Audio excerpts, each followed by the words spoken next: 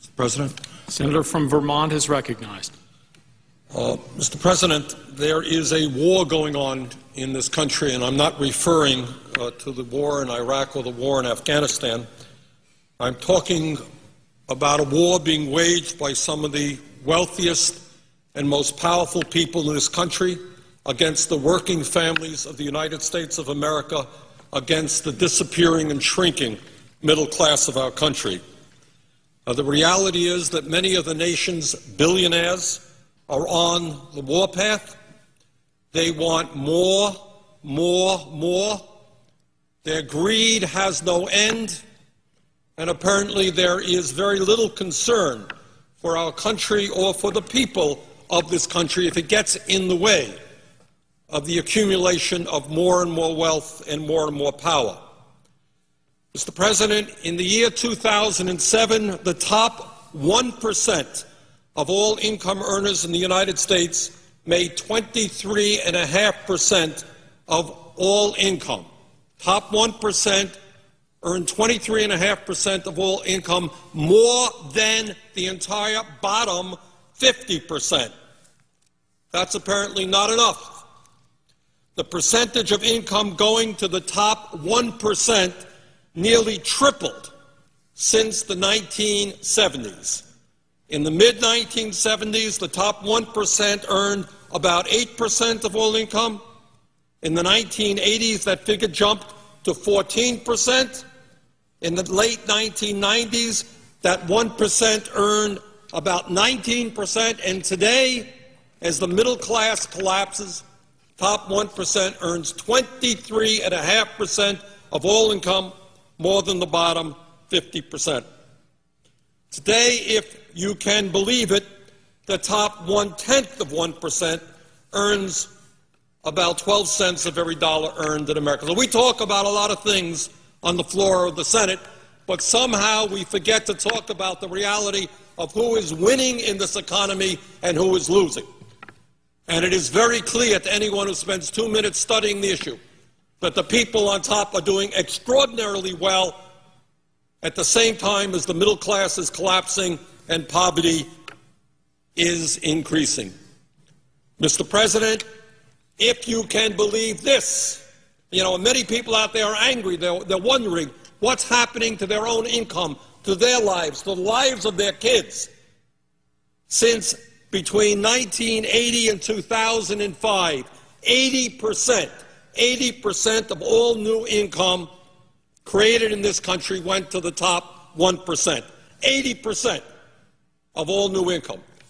And that's why people are wondering and asking, what's going on in my life? How come I'm working longer hours for lower wages?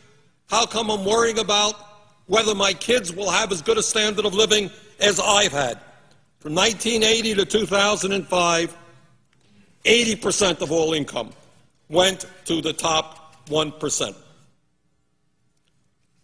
Today, the Wall Street executives, the crooks on Wall Street, whose actions resulted in the severe recession that we are in right now, the people whose actions, illegal actions, reckless actions, have resulted in millions of Americans losing their jobs, their homes, their savings. Guess what? After we bailed them out, the CEOs today are now earning more money than they did before the bailout. Mr. President, while the middle class in this country collapses and the rich become much richer, the United States now has by far the most unequal distribution of income and wealth of any major country on earth. When we were in school, we used to read the textbooks which talked about the banana republics in Latin America. We used to read the books about countries in which a handful of people owned and controlled most of the wealth of those countries. Well, guess what? That's exactly what is happening in the United States today. Mr. President, the wealthiest people in this country, not all of them, by the way, not all of them.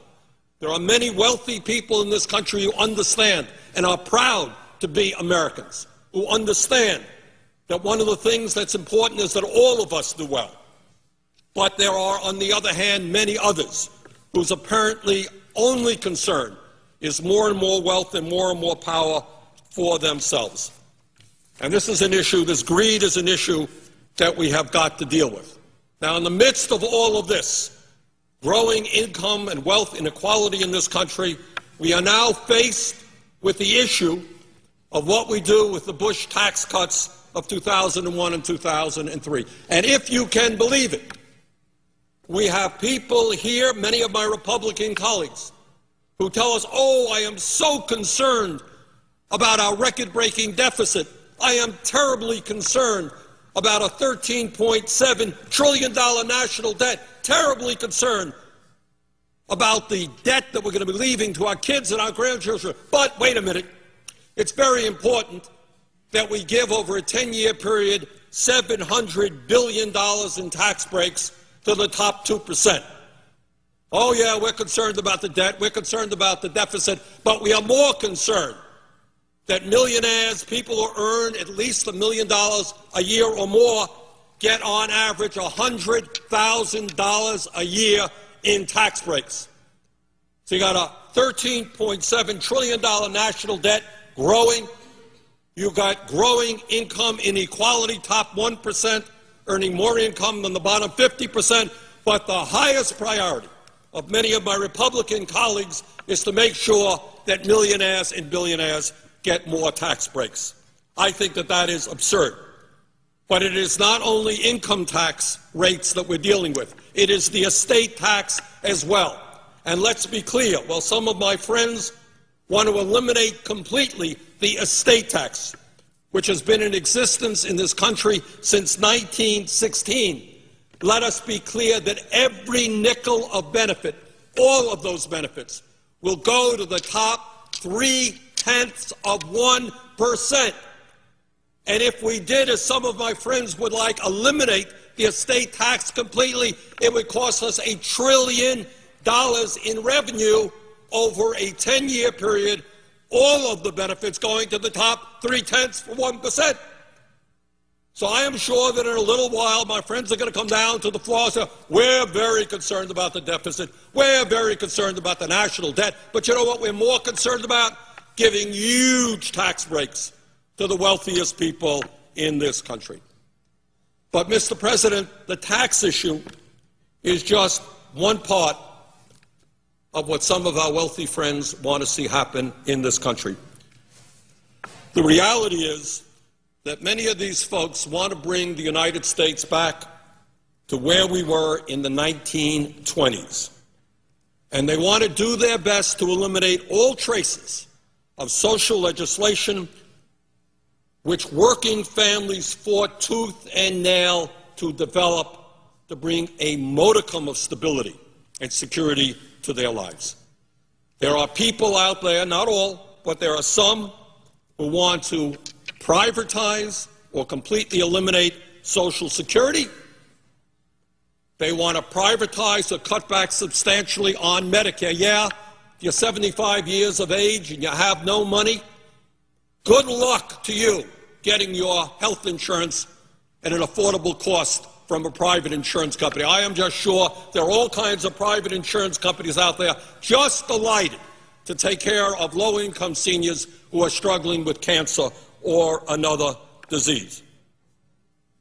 Mr. President, furthermore, there are corporate leaders out there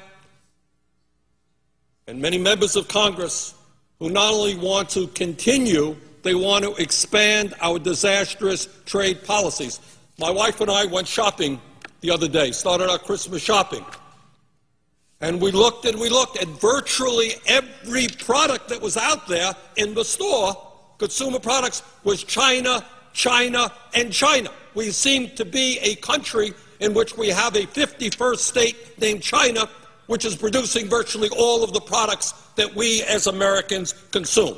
Our trade policy has resulted in the loss of millions of good-paying jobs as large corporations and CEOs have said, why do I want to reinvest in America when I can go to countries where people are paid 50 cents, 75 cents an hour? That's what I'm going to do, to heck with the working people of this country. So not only Are we saddled with this disastrous trade policy? There are people who actually want to expand it. Now, one of the things that we're going to see going on is that while we struggle with a record-breaking deficit and a large national debt caused by the wars in Iraq and Afghanistan, caused by tax breaks for the wealthy, caused by an unpaid-for Medicare Part D prescription drug program, caused by the Wall Street bailout, driving up the deficit, driving up the national debt. Then some people can say, oh, my goodness, we got all of those expenses, and then we got to give tax breaks to millionaires and billionaires, but we want to balance the budget. Gee, how are we going to do that? Well, obviously, we know how they're going to do that. We're going to cut back on health care. We're going to cut back on education. We're going to cut back on child care. We're going to cut back on Pell programs.